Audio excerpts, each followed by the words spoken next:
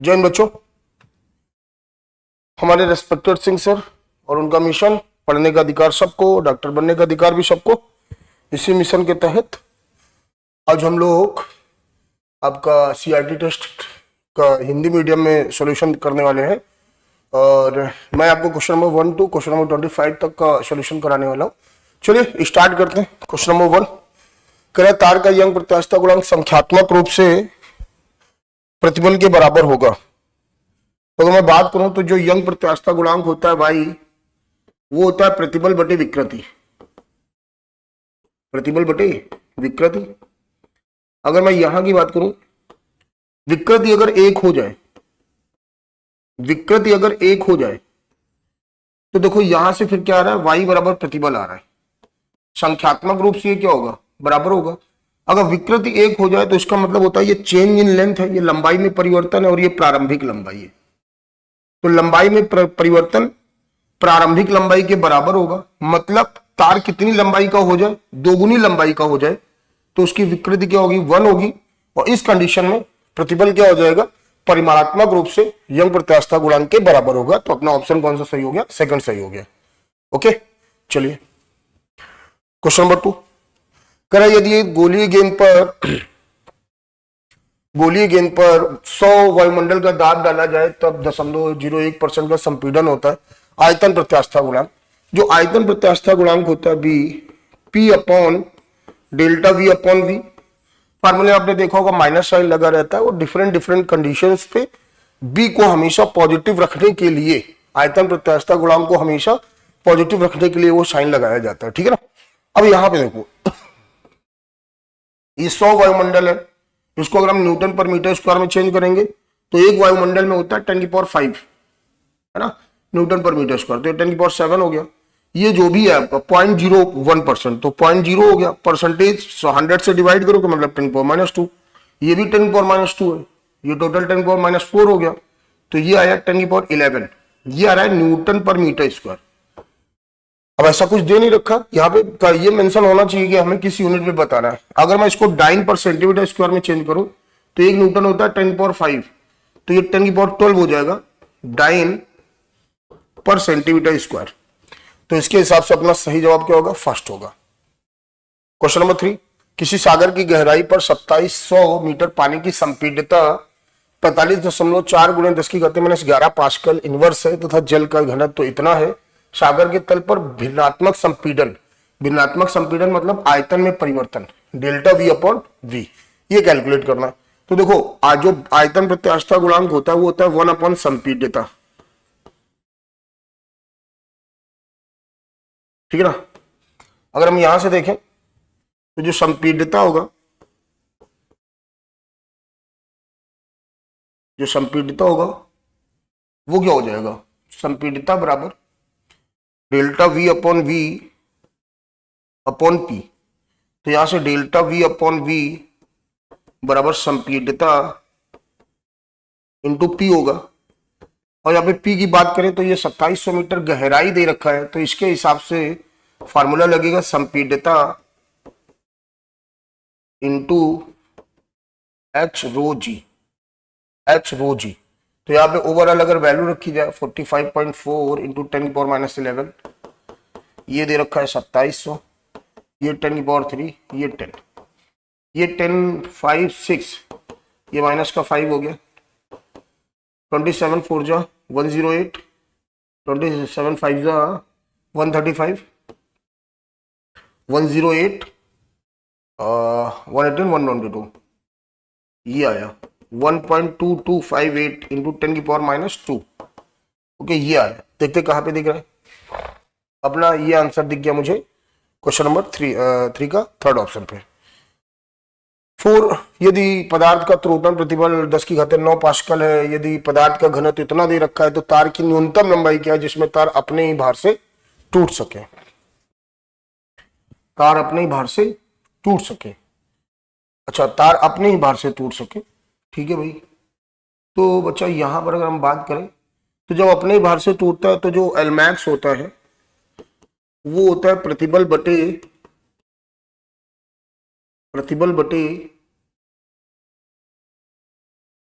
प्रतिबल दे रखा है रो जी, ये होता है प्रतिबल बटे रो जी। तो एल मैक्स प्रतिबल क्या दे रखा है 10⁹, और रो दे रखा है 3 × 10⁻3, और जी आपका क्या हो गया 10 हो गया, ठीक है ना।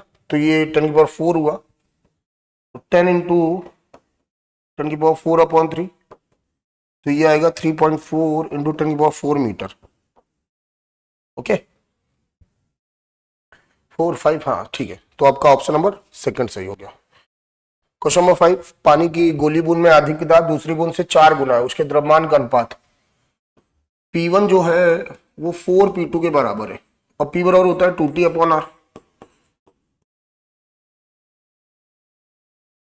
2T से 2T क्या हो गया, कैंसिल हो गया। R1/R2 क्या हो गया 1/4 आ गया, R1/R2 क्या आ गया 1/4 आ गया। मास हो गया 4/3 πr³ इंटू रो, ये। तो यहां से ध्यान से देखो m प्रोपोर्शनल टू क्या दिख रहा है r³ दिख रहा है, तो यहाँ पे m1/m2 हो जाएगा R1/R2 का होल क्यूब, 1/4 का हो जाएगा 1/64, ये फोर्थ। क्वेश्चन नंबर 6, एक कैपिलरी नली में पानी की ऊंचाई 2 सेंटीमीटर है, एक दूसरी कैपिलरी नली उसकी त्रिज्या 1/3 है, पानी की ऊंचाई क्या होगी। H1R1 बराबर H2R2, ये 2 सेंटीमीटर है, ये R हो गया H2, और R2, अच्छा R2 1/3 है, H2 हो जाएगा 6 सेंटीमीटर। ओके, तो इसके हिसाब से ये आपका फर्स्ट ऑप्शन सही हुआ। क्वेश्चन नंबर 7, भिन्न भिन्न पदार्थों से बने दो तार ए तथा बी के लिए प्रतिबल विकृति ग्राफ चित्र में दिखाया गया है। यदि YA और YB क्रमशः तार ए तथा बी के पदार्थों के यंग गुणांक हैं तब सही कथन। ये देखो स्ट्रेस और स्ट्रेन प्रतिबल और विकृति का ग्राफ है, तो इसका जो स्लोप होता है ढलान वो प्रत्यास्था गुणांक के बराबर होगा। तो जो प्रत्यास्था गुणांक होगा YA/YB वो हो जाएगा tan 60 degree upon tan 30 degree, इसकी वैल्यू होती है √3 और इसकी वैल्यू होती है 1/√3। तो YA/YB बराबर हो जाएगा 3, YA बराबर हो जाएगा 3 × YB। आपको कौन सा फोर्थ ऑप्शन दिख रहा है। क्वेश्चन नंबर 8, भुजा L के एक वर्गाकार फ्रेम को एक द्रव में डुबाया जाता है, बाहर निकालने पर एक फिल्म बनी है, फिल्म फ्रेम पर लगने वाला। देखो वर्गाकार है तो हर एक भुजा की लंबाई L ले लेते हैं। अब जब L पर फिल्म बनी है तो एक ये लंबाई हो गई और एक ये लंबाई हो गई। जब ये दोनों लंबाई हो गई तो यहां पे बेटा जो F बनेगा F प्रोपोर्शनल टू क्या बनेगा 2L बनेगा। तो F बराबर हो जाएगा T × 2L। ये एक भुजा की बात हो रही है, किसकी बात हो रही है, एक भुजा की। और इस तरह की कितनी भुजाएं, 3 भुजाएं, तो टोटल F नेट बराबर हो जाएगा 8TL। आपका क्वेश्चन नंबर 8 का थर्ड से, ठीक है। क्वेश्चन नंबर 9, कौन सा ग्राफ ताप के न्यून परास में जल के पृष्ठ तनाव में ताप के साथ परिवर्तन दिखाता है। जैसे जैसे हम किसी द्रव का ताप बढ़ाते हैं उसका पृष्ठ तनाव क्या होता है, घटता है, और यहाँ पे जो रिलेशन होता है वो लीनियर होता है, ठीक है ना। तो इसके हिसाब से अगर ग्राफ देखा जाए तो आपका सेकंड सही है, ठीक है। क्वेश्चन नंबर 10, सही कथन बताइए। गैसों की श्यानता ताप के साथ बढ़ती है, गैसों की श्यानता ताप के साथ घटती है, गैसों की श्यानता ताप से स्वतंत्र होती है, गैसों की श्यानता ताप के अनुसार ताप के साथ घट या बढ़ सकती है। बेटा जो गैसों की श्यानता का गुण है वो गैसों में उसके विसरण की गुण की वजह से होता है, और ताप बढ़ने पर विसरण दर बढ़ती है। इस वजह से जो गैसों की श्यानता होती है विसरण ताप बढ़ने के साथ क्या होती है, बढ़ती है। ताप बढ़ने के साथ क्या होती है, बढ़ती है। तो इस हिसाब से आपका फर्स्ट ऑप्शन सही हुआ। गेंद A का व्यास B से आधा है, उनके सीमांत वेगों का अनुपात। बेटा सीमांत वेग V प्रोपोर्शनल टू R² होता है, VA/VB बराबर RA² A का जो व्यास है B से आधा है तो रेडियस भी आधी होगी। तो अगर ये R हो गया तो ये R²/4 हो जाएगा, तो 1:4 होगा। ऑप्शन आपका कौन सा सही होगा, सेकंड सही होगा। क्वेश्चन नंबर 12, श्यान द्रव में गिरती वस्तु पर श्यान बल। स्टोक्स का नियम होता है F बराबर 6 पाई ईटा RV। ईटा आपका श्यानता गुणांक है, R आपकी जो गोलीय वस्तु है उसकी त्रिज्या है, V आपका सीमांत वेग है। आपका थर्ड ऑप्शन सही हुआ। क्वेश्चन नंबर 13, एक संपीड़ित द्रव क्षैतिज ट्यूब के चित्रानुसार बहता तब वेग। देखो यहां से जितना भी मास जाएगा जितना यहां से मास जा रहा है उतना ही टोटल मास यहां से निकलेगा। तो ये जो आवृत्तता का सिद्धांत है, प्रिंसिपल ऑफ कॉन्टिन्यूटी, ये कंजर्वेशन ऑफ मास पर बेस्ड होता है। और यहां पर हम लोग बात करें तो A1V1 बराबर A2V2 प्लस A3V3 के कॉन्सेप्ट से लगा सकते हैं। यहाँ पे A हो गया और ये 5 हो गया, ये A हो गया इंटू 2 हो गया प्लस 2A हो गया, और यहाँ पे हमने V ले लिया। देखो ये कैंसिल हो गया, बचा क्या, और यहाँ पे V देखोगे तो 3/2 हो गया, 1.5 मीटर पर सेकंड हो गया आपका फोर्थ ऑप्शन से। क्वेश्चन नंबर 18, एक ही केशिका नली में जल 10 सेंटीमीटर चढ़ता है, फिर 3.42 सेंटीमीटर नीचे उतरता है। यदि पारा का घनत्व तो 13.6 ग्राम पर सेंटीमीटर क्यूब और पारे का पानी का स्पर्श कोण क्रमशः 135 डिग्री सेल्सियस और 0 डिग्री सेल्सियस हो, तब जल और पारे के पृष्ठ तनाव का अनुपात। देखो H बराबर होता है 2t cos theta upon r रो जी। अब इसके हिसाब से अगर हम देखें तो H जल अपॉन H मरकरी, 2 से 2 कैंसिल हुआ, R कैंसिल हो जाएगा, G कैंसिल हो जाएगा।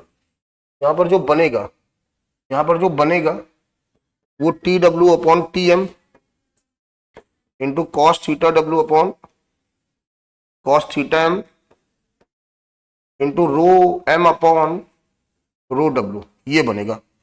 ये आपका 10 सेंटीमीटर और ये आपका नीचे उतर रहा है 3.42 सेंटीमीटर। TW अपॉन TM अपने को कैलकुलेट करना है।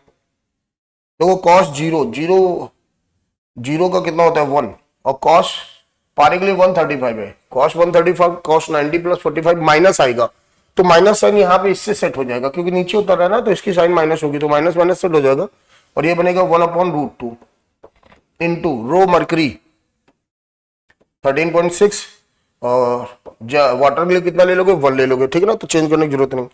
तो ये 1.4 हो जाएगा। तो TW अपॉन TM बराबर 10 अपॉन 3.14 3.24 13.6 इंटू √2, ये बन गया यहाँ पे, है ना। तो TW अपॉन TM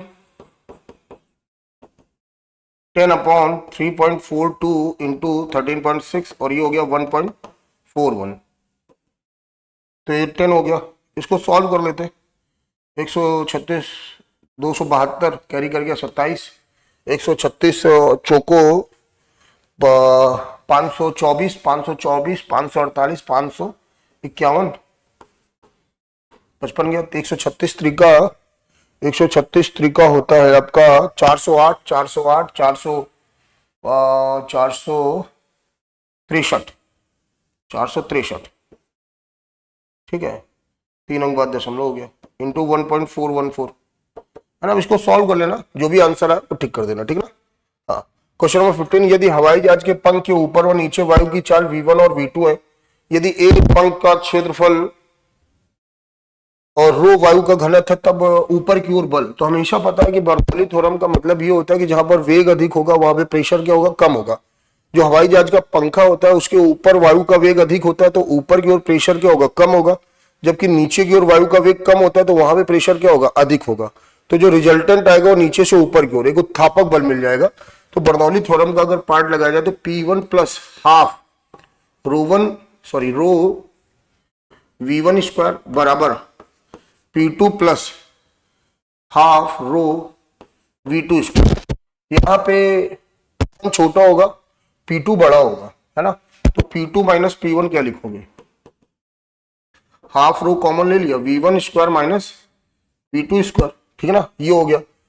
फोर्स पूछा जा रहा है, P बराबर होता है F अपॉन A, तो F बराबर हो जाएगा P2 minus P1 into A, तो ये 1/2 रो A V1 स्क्वायर माइनस ये आपका है, और देख यहाँ पे लग रहा है, और ये आपका थर्ड ऑप्शन सही है। क्वेश्चन नंबर 16, 0.4 सेंटीमीटर व्यास वाले तार पर एक भार 25 किलोग्राम का प्रयोग किया जाता है, इसके कारण इसकी लंबाई 100 से 102 सेंटीमीटर हो जाती है। तार का यंग प्रत्यास्थता गुणांक y बराबर mgl upon pi r square small l। Y आपका 25 दे रखा है, जी आपका 10 हो गया, कैपिटल एल 100 सेंटीमीटर है, मीटर में 1 हो जाएगा, पाई आपका 3.14 हो गया, और आर ये आपका 0.2 सेंटीमीटर रेडियस होगा, 0.2 सेंटीमीटर मतलब 2 इंटू 10⁻³ मीटर हो जाएगा, स्क्वायर करोगे 4 इंटू 10⁻6 हो जाएगा, और एल कितना हो जाएगा, एल स्मॉल एल 2 सेंटीमीटर है, 2 इंटू 10⁻² हो जाएगा, वाई बराबर 4 2 8 हो गया, और 4 2 8, और 8 के बाद 5 6 तो 8, और ये 10⁹ हो गया, और 3.14 इंटू 8 कर लीजिए आप। जब इसको सॉल्व करेंगे तो ये 25/3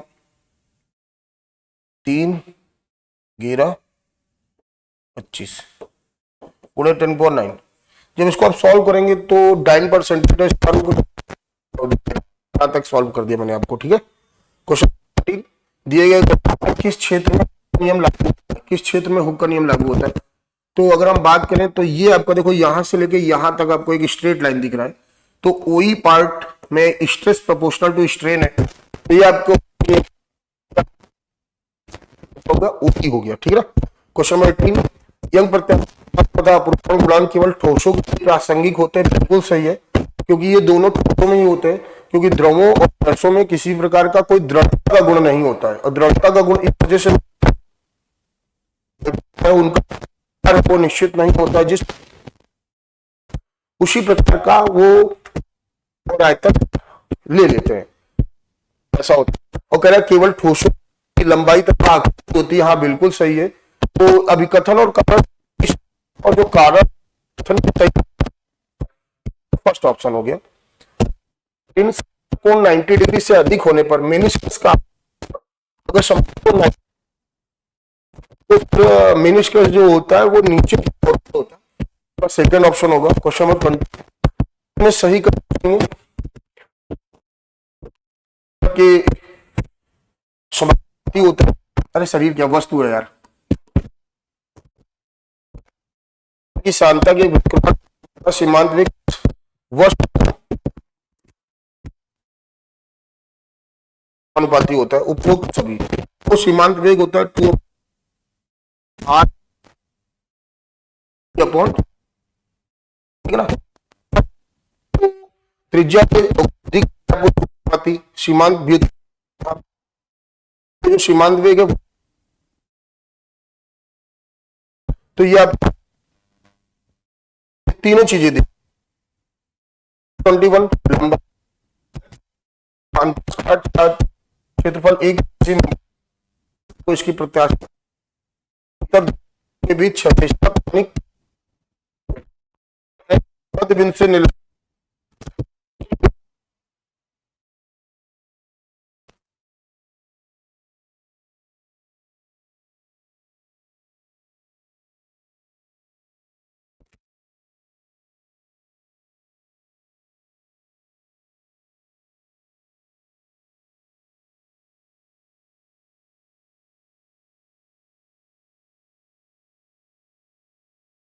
तो आपको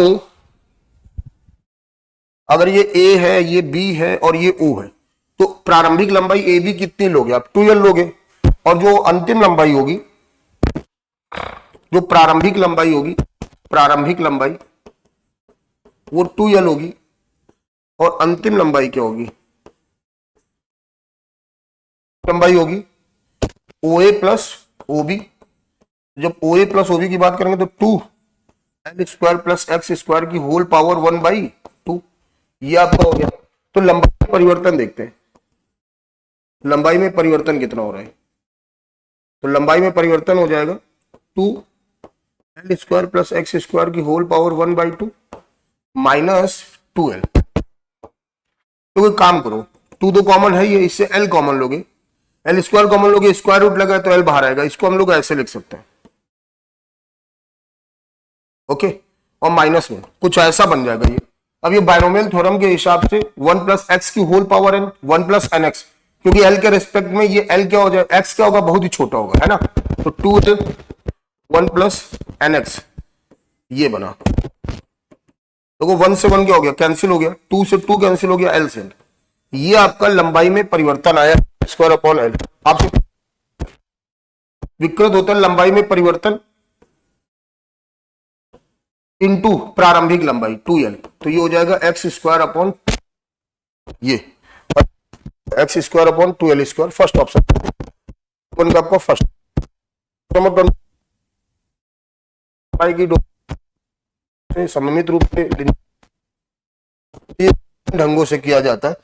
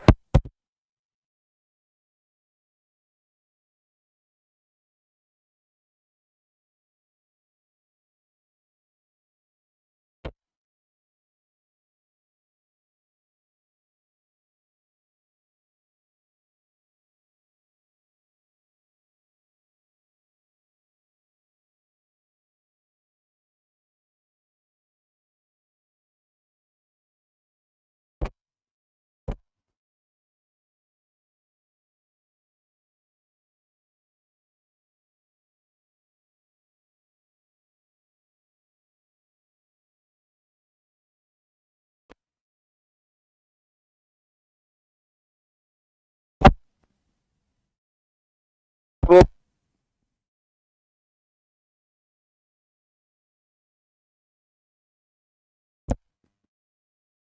स्टील की छड़ में वृद्धि होगी, वो उसकी आकृति परिवर्तित होगी, परमाणु रबड़ की छड़ में केवल वृद्धि होगी। स्टील की छड़ में बोधगम में परिवर्तन हुए बिना वृद्धि होगी, पर रबड़ की छड़ में वृद्धि होगी तथा इसके सिरे परिवर्तित होगी।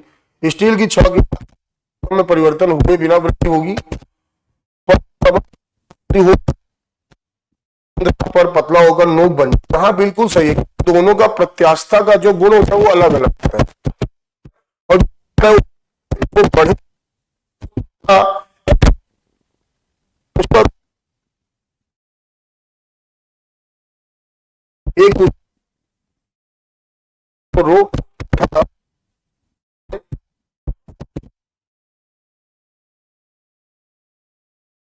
यदि प्रत्येक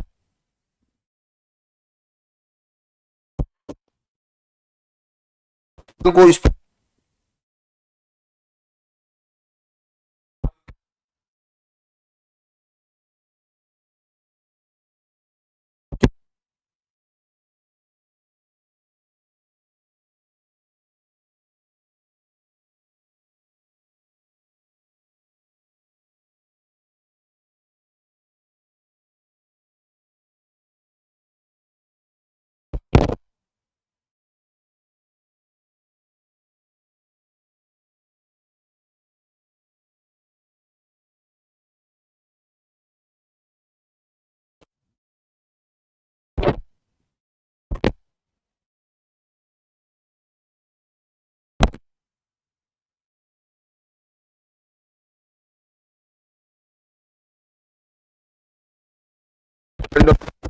मतलब जो सिलेंडर का भार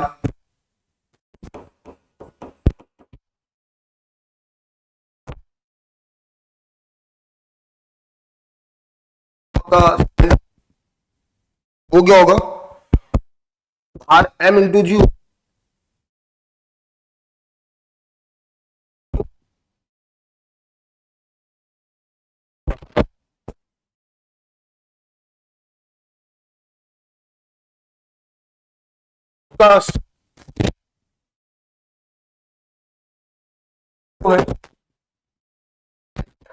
तो यहां पर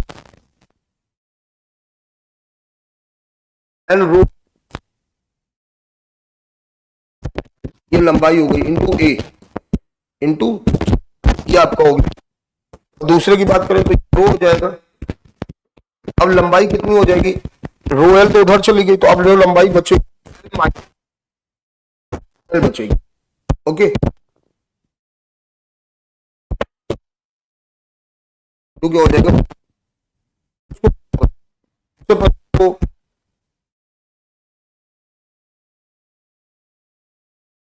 एम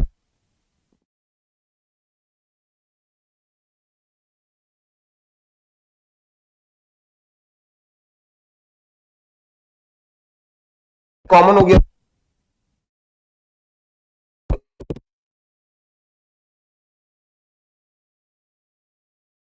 कॉमन ले लीजिए,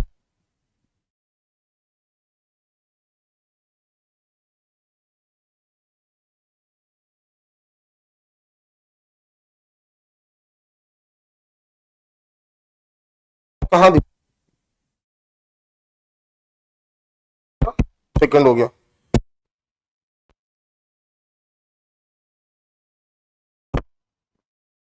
तो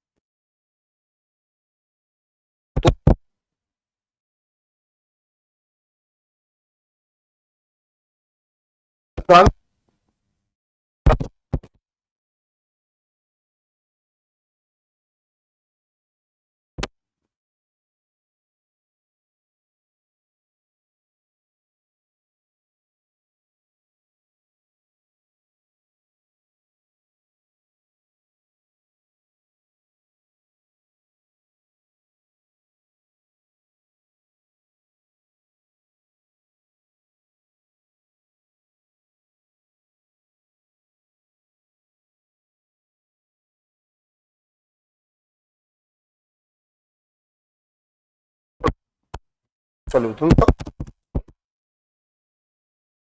गुड इवनिंग एवरीवन। बेटा आज हम लोग फिर से सीआरटी का टेस्ट पेपर डिस्कस करने जा रहे हैं और question number 1 to 25 already Rohit sir आपसे डिस्कशन कर चुके हैं और अब हम लोग डिस्कशन करने जा रहे हैं आगे के क्वेश्चन यानी कि 26 से 50 तक के क्वेश्चन। तो बेटा अपने क्वेश्चन स्टार्ट करने से पहले, डिस्कशन स्टार्ट करने से पहले हम अपने सिंह सर का सपना याद कर लेते हैं कि अब पढ़ने का अधिकार सबको और डॉक्टर बनने का भी अधिकार सबको। तो इस सपने को साथ लेते हुए आगे चलते हैं और बिना लेट के हुए अपने क्वेश्चन पर आते हैं। तो बेटा क्वेश्चन नंबर 26 है हमारा कि किसी आदर्श द्रव का अवरूपण गुणांक होता है नंबर 1 अनंत, नंबर 2 शून्य, नंबर 3 एकांक और नंबर 4 है कोई परिमित छोटा शून्योत्तर नियत मान। तो बेटा होता क्या है, आइडियल लिक्विड के केस में कोई फ्रैक्शनल फोर्स मौजूद नहीं होता है, इसलिए स्पर्शरेखी बल भी क्या होता है, शून्य होता है। तो हमारा कौन सा ऑप्शन जो है सही जाएगा बेटा, हमारा ऑप्शन नंबर 2 जो है करेक्ट ऑप्शन है। ठीक है, चलिए नेक्स्ट क्वेश्चन पे आगे बढ़ते हैं। नेक्स्ट क्वेश्चन है बेटा हमारा यहाँ पे, यदि किसी तार की अपनी मूल लंबाई घटकर आधी रह जाती है तो वह अधिकतम लोड जो यह तार बिना टूटे सहन कर सकता है। तो बेटा हमारा फर्स्ट ऑप्शन है 2 गुना, सेकंड है आधा, थर्ड है 4 गुना और फोर्थ है हमारा उतना ही यानी कि समान। ठीक है बेटा, तो हम लोग इसको कैसे डिस्कस करेंगे बेटा, हम लोग जानते हैं कि ब्रेकिंग स्ट्रेस जो होता है किसके इक्वल होता है, breaking force upon cross sectional area के। तो जब तार की लंबाई बदलती है तो एरिया सेम रहता है अकॉर्डिंग टू क्वेश्चन, इसलिए ब्रेकिंग फोर्स भी सेम होगा जब लेंथ हमारी सेम होगी। ठीक है, किसके according, breaking stress is equal to breaking force upon cross sectional area. तो बेटा ब्रेकिंग फोर्स भी सेम होगा तो हमारी लेंथ भी सेम होगी, तो हमारा ऑप्शन कौन सा जो है जाएगा, हमारा ऑप्शन नंबर 4 हमारा करेक्ट ऑप्शन है, उतना ही रहेगा, समान रहेगा। नेक्स्ट है हमारा यहाँ पे क्वेश्चन नंबर 28, एम द्रव्यमान की कोई दृढ़ छड़ 3 तारों जिनमें प्रत्येक की लंबाई L है पर सममित रूप से टिकी है, इनमें दोनों सिरों वाले तार कॉपर के तथा मध्य वाला तार आयरन का है। यदि प्रत्येक में तनाव समान रहता है तो इन तारों के व्यासों का अनुपात बराबर है। तो बेटा हमें इसमें पूछा है तारों के व्यासों का अनुपात। बेटा तारों के व्यासों का अनुपात हम कैसे लगाएंगे, हम जानते हैं बहुत अच्छे से कि जो y इज इक्वल टू जो है यंग मॉडुलस क्या होता है, y is equal to stress upon strain यानी कि F upon A upon delta L upon L। तो बेटा हम लोग इसको कैसे जो है लिखेंगे, y इज इक्वल टू बेटा है हमारा F upon A upon delta L by L यानी कि F into L upon A into delta A। तो बेटा हमारा यहाँ पर ये y की वैल्यू आई, हम क्या देख रहे हैं यहाँ पे डेल्टा एल है यहाँ पर बेटा। तो हम लोग क्या देख रहे हैं यहाँ पर कि जो हमारा y है वो डायरेक्टली प्रोपोर्शनल है 1/a के। तो जब हमारा y जो है डायरेक्टली प्रोपोर्शनल है 1/a के, तो y is directly proportional to, इसको लिख सकते हैं हम लोग y is directly proportional to 1/πr² भी लिख सकते हैं बेटा इसको। तो जब हमने इसको 1/π² लिखा, πr² लिखा, तो बेटा अब अगर हम πr² लिखते हैं और अगर हम रेडियस को हम लोग क्या लिख सकते हैं, 2 इंटू डायामीटर लिख सकते हैं। तो हम लोग यहाँ पर y is directly proportional to 1/d² भी लिख सकते हैं, या 1/d/2 का स्क्वायर भी लिख सकते हैं। ठीक है बेटा, लेकिन यहाँ प्रोपोर्शनैलिटी है तो नंबर का हमारा यहाँ पर कोई मतलब वैल्यू नहीं है, उस नंबर से हमें कोई फर्क नहीं पड़ता है, हम केवल क्वांटिटीज देखेंगे। यानी कि y is directly proportional to हमारा 1/d²। ठीक है, तो y is directly proportional to 1/d², तो d is directly proportional to बेटा क्या होगा, d is directly proportional to √1/y। ठीक है, तो हमारा आया d is directly proportional to √1/y। तो अगर हमें d कॉपर और d आयरन के लिए निकालना है, तो d copper upon d iron is equal to √y iron upon y copper. ऐसा क्यों हुआ, क्योंकि बेटा हमारा ये क्या है, इन्वर्सली प्रोपोर्शनल है। तो हमारा कौन सा जो ऑप्शन है वो करेक्ट आएगा बेटा, ऑप्शन नंबर यहाँ पर हमारा 2 जो है करेक्ट ऑप्शन है, कि हमारा जो डायामीटर का जो हमारा रेशियो आया है यंग मॉडुलस में वो आया है y iron upon y copper. तो option number 2 is our correct answer. Next बेटा हमारा क्वेश्चन नंबर 29 है, दो भिन्न द्रव्यों x और y के लिए प्रतिबल विकृति वक्र खींचे जाते हैं। यह पाया जाता है कि द्रव x के लिए चरम सामर्थ्य बिंदु और पराभाव बिंदु एक दूसरे के पास हैं, लेकिन द्रव y के लिए दूर दूर हैं। हम कह सकते हैं कि द्रव x और y क्रमशः हो सकते हैं। तो बेटा उसने हमें जो है क्वेश्चन में हमें ये दिया है कि हमारे जो वो दो द्रव हैं, एक x है और एक y है, वो किस टाइप के होंगे। नंबर 1 है तन्य और भंगुर, नंबर 2 है भंगुर और तन्य, थर्ड है हमारा भंगुर और प्लास्टिक, और फोर्थ है हमारा प्लास्टिक और तन्य। तो बेटा हम कैसे इस क्वेश्चन को समझेंगे, देखिए जब दो डिफरेंट मटेरियल x और y के लिए प्रतिबल विकृति ग्राफ खींचा जाता है ना, तो देखते हैं कि मटेरियल x के लिए अंतिम सामर्थ्य बिंदु और पराभाव बिंदु हमारा ये जो पराभाव बिंदु है और जो हमारा अंतिम सामर्थ्य बिंदु है या चरम सामर्थ्य बिंदु है, तो बेटा वो क्या होते हैं, एक दूसरे के निकट होते हैं। लेकिन पदार्थ y के लिए क्या होंगे, बहुत बहुत दूर होंगे। इसलिए तन्य पदार्थों का जो आपका फ्रैक्चर स्ट्रेंथ या जो होता है अल्टीमेट स्ट्रेंथ जो होती है, क्या होती है, फ्रैक्चर स्ट्रेंथ से अल्टीमेट स्ट्रेंथ आपकी कम होती है। और भंगुर पदार्थों की जो आपकी फ्रैक्चर स्ट्रेंथ होती है वो अल्टीमेट स्ट्रेंथ की क्या होती है, बराबर होती है। तो ऐसे केस में हमारा कौन सा ऑप्शन जो है सही होगा, ऑप्शन नंबर 2 हमारा करेक्ट होगा, भंगुर और तन्य। हाँ, तो बेटा हम लोग अपने क्वेश्चन नंबर 30 पे आते हैं। नीचे दो कथन दिए गए हैं, इनमें से एक अभिकथन A द्वारा निरूपित है, दूसरा कारण R द्वारा निरूपित है। अभिकथन A है कि किसी स्प्रिंग का प्रसार उस स्प्रिंग के पदार्थ के अपरूपण गुणांक द्वारा परिकलित होता है, और कारण दिया है कि तांबे की कुंडलित स्प्रिंग की तन्यता क्षमता समान विभवाओं वाली स्टील की स्प्रिंग की तन्यता क्षमता से ज्यादा होती है। तो बेटा क्वेश्चन एक्सप्लेन करने से पहले हम लोग ये जान लें हुक्स का लॉ क्या है। हुक्स के लॉ के अकॉर्डिंग, हुक्स के नियम से जो नॉर्मल स्ट्रेस होता है, यानी कि सिग्मा आपका y एप्सिलॉन होता है, जिसमें y आपका क्या है बेटा, यंग मॉडुलस है, और बेटा आपका जो एप्सिलॉन है वो क्या है, स्ट्रेन है। सिमिलरली आपका शीयरिंग स्ट्रेस जो होता है, यानी कि टाउ उसका आपका होता है g गामा, जिसमें g हमारा बेटा क्या है, शीयर मॉडुलस है, और गामा हमारा शीयर स्ट्रेन है। तो अब हम लोग असर्जन पे आते हैं कि किसी स्प्रिंग का प्रसार उस स्प्रिंग के पदार्थ के अपरूपण गुणांक द्वारा परिकलित होता है। मतलब जब स्प्रिंग को खींचते हैं तो लंबाई नहीं बदलती बेटा, बट जो कॉइल में एंगुलर ट्विस्ट होता है, इसलिए इस केस में जो हमारा शेयर मॉडुलस को हम यूज करेंगे ठीक है। तो आर जो हमारा रीजन होगा वो हमारा क्या होगा, यंग मॉडुलस ऑफ जो इलास्टिसिटी होगा, अगर हम कारण देखें तांबे की कुंडलित स्प्रिंग की तन्यता क्षमता समान विभव वाली स्टील की स्प्रिंग की तन्यता क्षमता से ज्यादा होगी, यानी कि यंग मॉडुलस ऑफ इलास्टिसिटी जो होता है स्टील का वो कॉपर से अधिक होता है। अतः हम कह सकते हैं कि स्टील की जो तन्यता क्षमता है वो कॉपर से अधिक है, यानी कि जो हमारा कथन है, अभिकथन है, वो हमारा क्या है, सत्य है, लेकिन हमारा जो कारण है वो क्या है, गलत है। तो ऑप्शन नंबर 3 हमारा करेक्ट ऑप्शन होगा, ए सत्य है किंतु आर असत्य है। नेक्स्ट क्वेश्चन पे आते हैं। क्वेश्चन नंबर हमारा 31। दोनों सिरों पर खुली एक यू नलिका को पानी से आंशिक भरा गया है। इसके तेल एक भुजा में पानी में मिश्रित ना होने वाला एक तेल इतना डाला गया है कि एक दूसरी नली में पानी के तल से 10 मिलीमीटर ऊंचा हो जाता है तथा दूसरी भुजा में पानी का तल उसके प्रारंभिक तल से 65 मिलीमीटर ऊंचा चढ़ जाता है।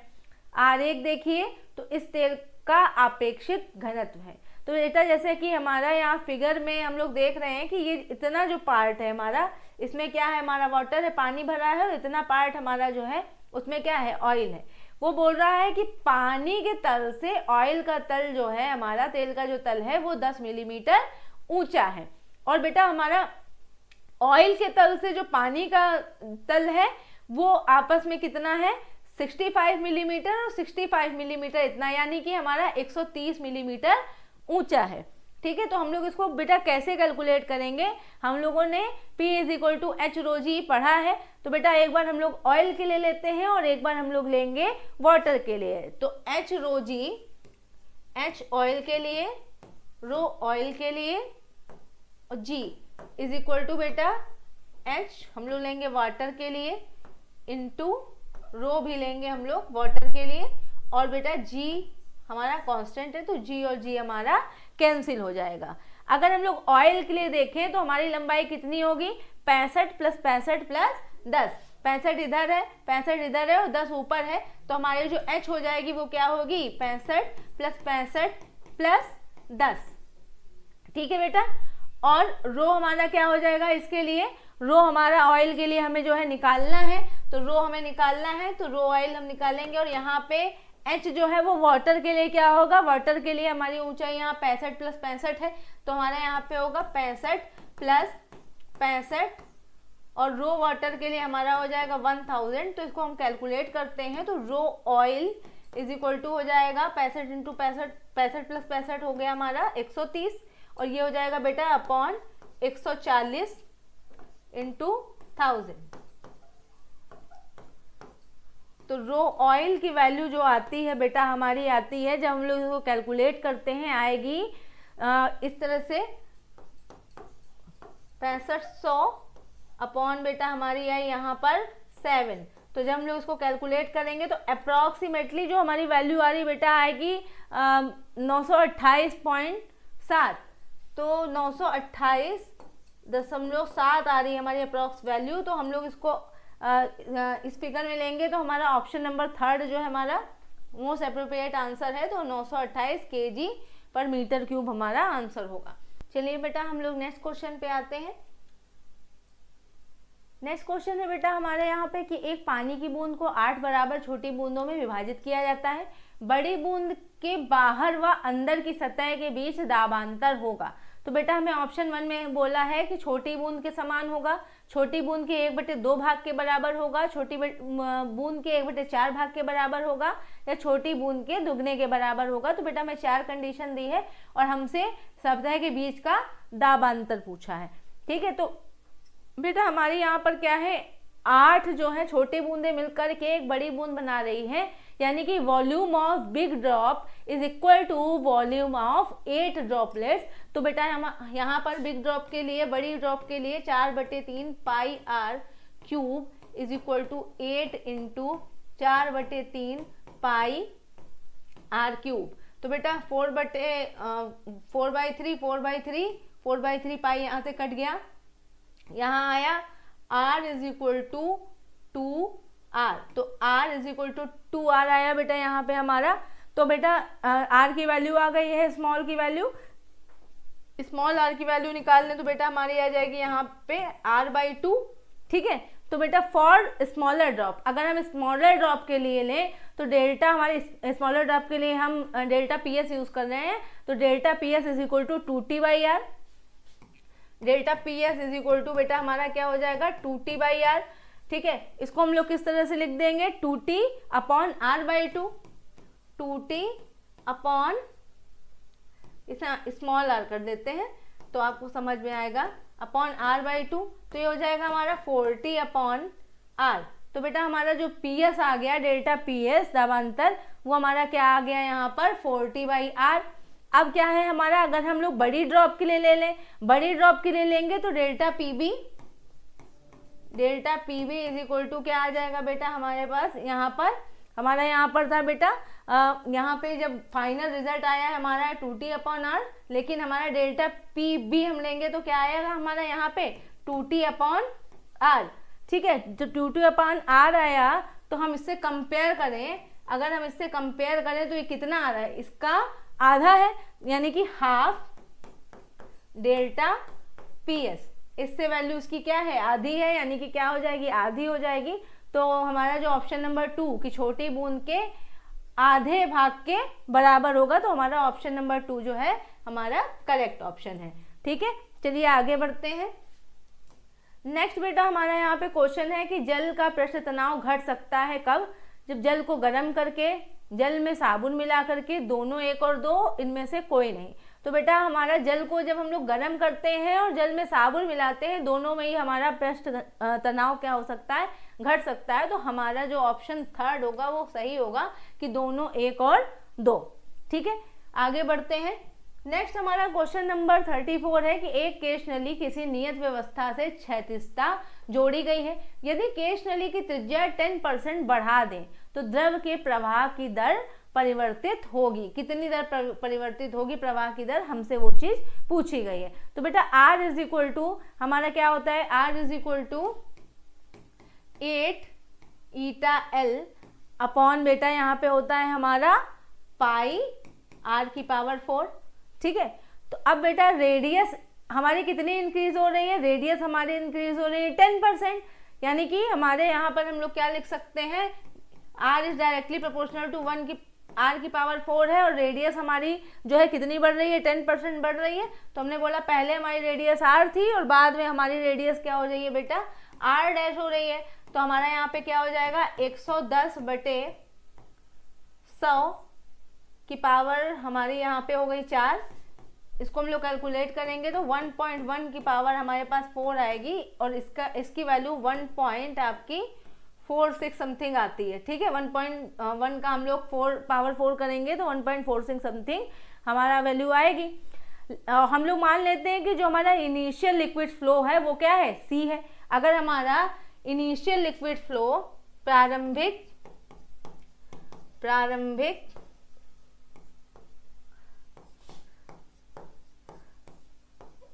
तरल का जो आपका बहाव है वो हमने माना क्या है, C है। अगर बहाव C है हमारा, अगर हम इसमें प्रेशर डिफरेंस निकालें, दाबांतर निकालें, तो इसका दाबांतर क्या होगा, दाबांतर होगा बेटा यहाँ पे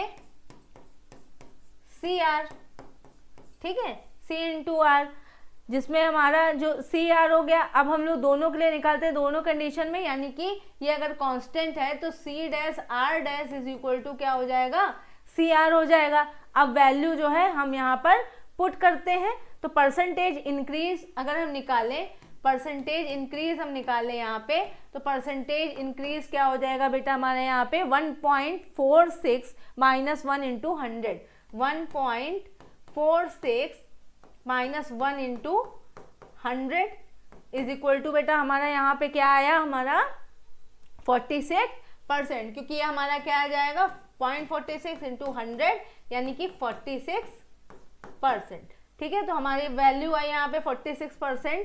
तो हमारा कौन सा ऑप्शन बेटा सही है, ऑप्शन नंबर 2 करेक्ट है। हमारी वैल्यू जो है पॉजिटिव में ही आ रही है, तो ऑप्शन नंबर 2 हमारा करेक्ट ऑप्शन है। आगे बढ़े। नेक्स्ट है बेटा हमारा क्वेश्चन नंबर 35, यदि दो असमान त्रिज्याओं के साबुन के बुलबुले एक नली द्वारा संबद्ध हैं, तब वायु बड़े बुलबुले से छोटे बुलबुलों की ओर बहेगी, तब आकार समान रहेंगे, वायु नहीं बहेगी, वायु छोटे बुलबुले से बड़े बुलबुले की ओर बहेगी। और फोर्थ है हमारा, वायु के बुलबुले से छोटे बुलबुले की ओर बहेगी, तब तक उनके आकार परस्पर बदल नहीं जाते। तो बेटा हमारा यहाँ पे जो क्वेश्चन है वो बोल रहा है कि साबुन के बुलबुले एक नली द्वारा संबंध है, तब यदि उनकी त्रिज्याएं असमान है तो इनमें से कौन सी जो है कंडीशन हमारी फुलफिल हो रही है। तो बेटा जो होता है ना कि हमारा जो एक्सेस प्रेशर होता है सोप बबल के लिए, वो क्या होता है, पी माइनस पी नॉट। जो एक्सेस प्रेशर होता है वो हमारा क्या होता है, 40/R होता है। यानी कि बेटा excess pressure is directly proportional to 1/R। और जो हमारी एयर होती है वो उच्च दाब से निम्न दाब की ओर जाती है, इसलिए एयर जो है स्मॉल बबल से बिगर बबल तक जाएगी। तो हमारा ऑप्शन नंबर बेटा यहाँ पर जो है थर्ड देखिए, वायु छोटे बुलबुले से बड़े बुलबुले की ओर बहेगी। ऑप्शन नंबर थर्ड हमारा करेक्ट ऑप्शन है। हाँ तो बेटा हमारा क्वेश्चन नंबर 36 है कि आर त्रिज्या की गोली गेंदें v वेग के साथ ईटा श्यानता के श्यान द्रव में गिर रही हैं। गोली गेंदों पर आरोपित मंदित श्यान बल होगा। तो फर्स्ट ऑप्शन दे रहा है कि r के अनुक्रमानुपाती परंतु v के व्युत्क्रमानुपाती। 2 है हमारा r के व्युत्क्रमानुपाती परंतु वेग v के अनुक्रमानुपाती। c है हमारा बेटा यहाँ त्रिज्या r और v वेग दोनों के व्युत्क्रमानुपाती। और फोर्थ है हमारा त्रिज्या r और वेग के अनुक्रमानुपाती।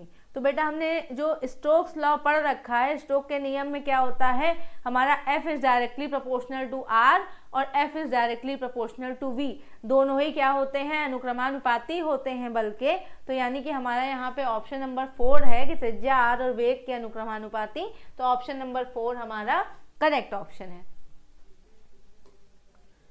फिर हमारा क्वेश्चन नंबर 37 है कि एक केश नली A जल में डुबोई जाती है और दूसरी समान केश नली B साबुन के विलयन में डुबोई जाती है।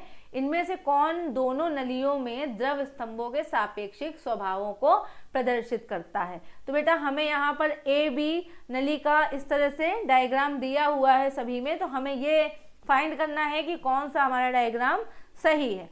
तो बेटा पानी की स्थिति में जो मेनिस्कस होता है, मेनिस्कस का आकार ऊपर की ओर अवतल होता है। फार्मूला हमारा क्या होता है, फार्मूला हमारा होता है h is equal to 2t cos theta, ठीक है, और रो आर जी, ठीक है। तो हमारा h is equal to 2t cos theta upon rho R G हमारा फॉर्मूला होता है।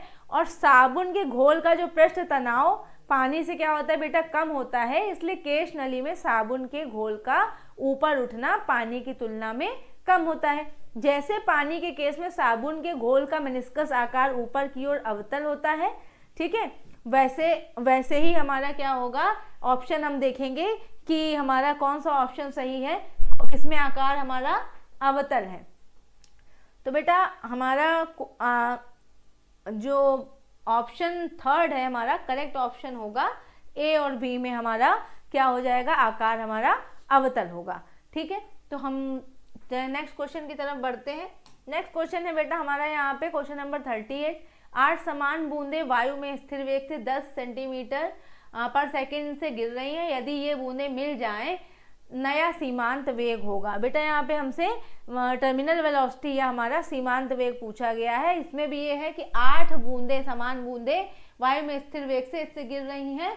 अगर बूंदें मिल जाए यानी कि 8 बूंदें मिल करके एक बड़ी बूंद बना रही हैं, यानी कि 4/3 pi R cube, 4/3 pi R cube is equal to 8 4/3 pi R cube, ठीक है। 4/3 और पाई कट गया हमारा यहाँ से, और यहाँ पर आया r is equal to 2r या r is equal to r/2, ठीक है। तो हमारे पास जो है r की वैल्यू आ गई बेटा।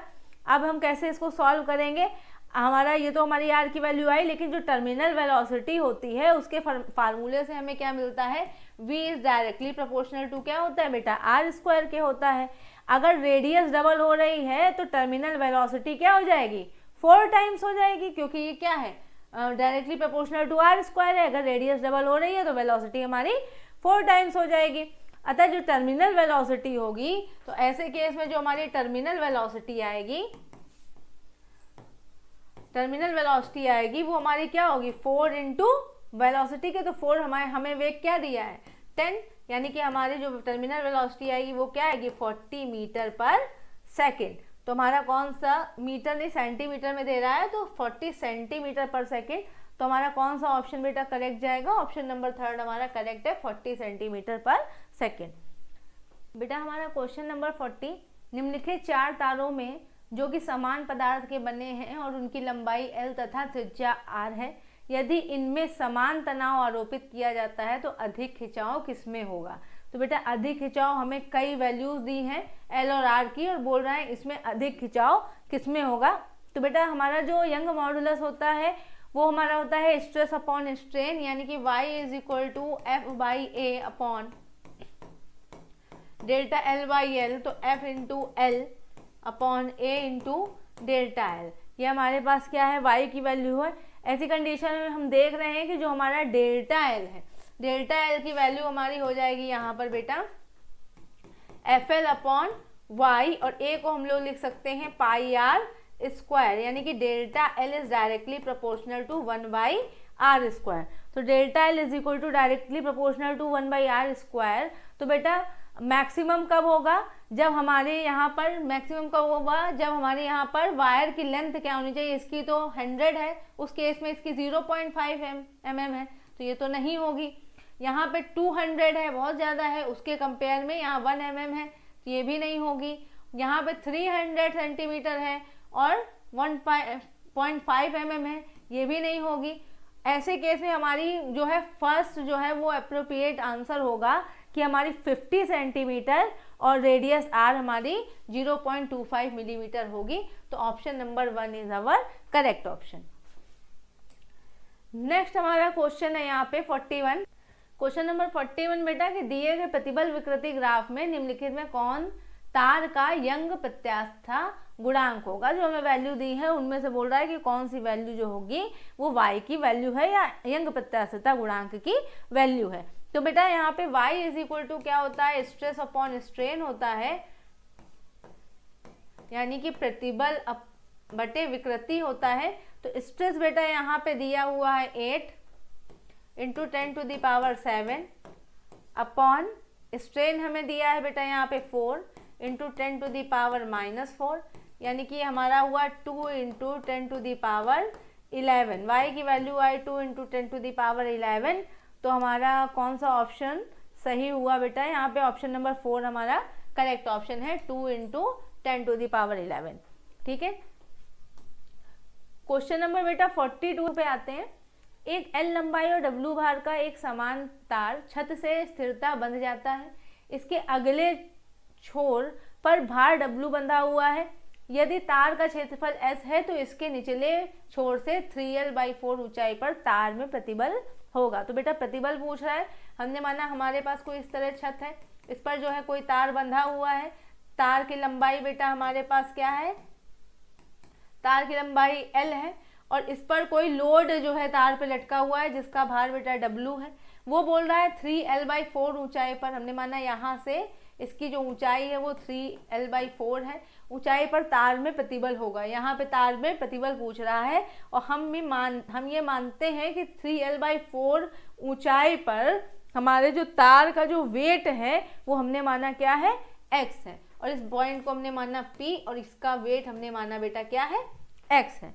ठीक है। तो सबसे पहले अगर हमारा वायर जो है वो क्या है, यूनिफॉर्म है, अगर हमारा तार यूनिफॉर्म है, एक समान है, तो हमारा x बटे 3L/4 किसके इक्वल होगा बेटा, इक्वल होगा हमारा W/L के, यानी कि 4x upon 3L is equal to W/L। तो L से बेटा L हमारा कैंसिल हो गया। W की वैल्यू हमारे पास यहाँ पर क्या आई, x की वैल्यू हम निकाल लें, x की वैल्यू हमारे यहाँ बेटा क्या आई, 3W/4। तो बेटा x की वैल्यू हमारे पास आई 3W/4। तो बेटा अगर हम इक्विलिब्रियम के लिए निकालें तो F इज इक्वल टू क्या होगा हमारे पास, W प्लस x।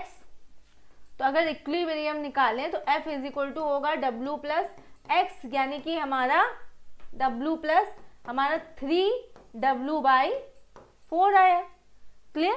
तो अगर हम लोग स्ट्रेस एट पॉइंट P निकालते हैं, P पे स्ट्रेस निकालते हैं, तो P is equal to F/S। अगर P पॉइंट पे निकालते हैं स्ट्रेस तो P इज इक्वल टू आपका क्या आ गया, F/S। तो F हमारा क्या है, F हमारा बेटा यहाँ पे निकला है W plus 3w/4 upon S। हमारा यहाँ पर क्या आया बेटा, S हमारा S ही रहेगा क्योंकि उसने हमें क्षेत्रफल दे रखा है, तो क्षेत्रफल हमारा आया S। ठीक है, तो हमारा कौन सा जो है ऑप्शन हमारा इसी फ्रैक्शन में ही दे रहा है, तो हमारा कौन सा ऑप्शन जो है वो करेक्ट है, ऑप्शन नंबर 3 हमारा करेक्ट ऑप्शन है, W1 प्लस 3w/4S।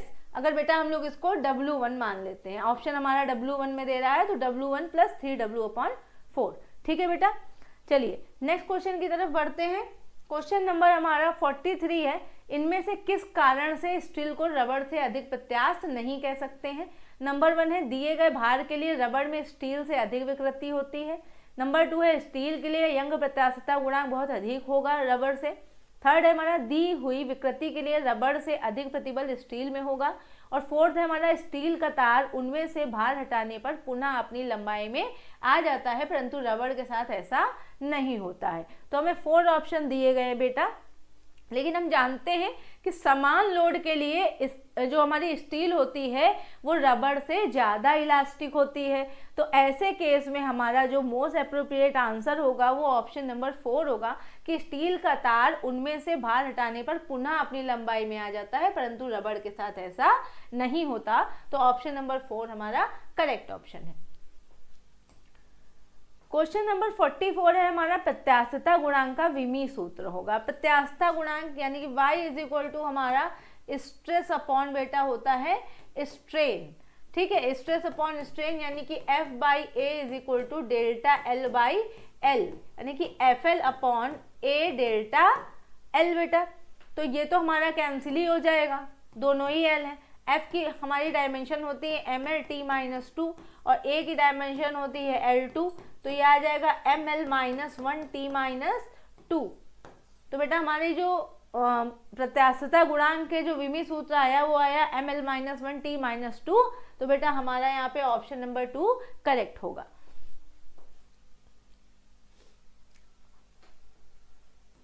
बेटा हमारा यहाँ पे 45 नंबर क्वेश्चन है। यहाँ पे पूर्णतः ठोस पिंड के लिए यंग प्रत्यास्थता गुणांक अनंत और बल्क प्रत्यास्थता गुणांक 0 होगा।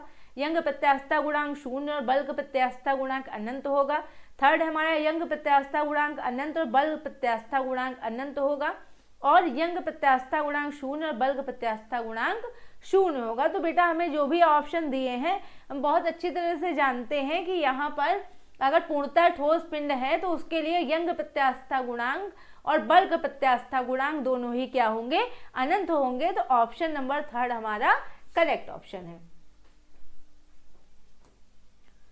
क्वेश्चन 46 है, एक तांबे का तार और स्टील का तार समान व्यास और लंबाई के हैं, एक छोर से छोर जुड़े और उनके छोर से छोर जुड़े हुए हैं, और जब बल आरोपित करते हैं जो खिंचाव है वो संयुक्त लंबाई 1 सेंटीमीटर है, तब दोनों तारों में होगा। तो बेटा संयुक्त लंबाई मतलब छोर से छोर दो तार जो हैं वो छोर से छोर जुड़े हुए हैं, और एक जो है वो तांबे का है बेटा और एक जो है वो स्टील का है।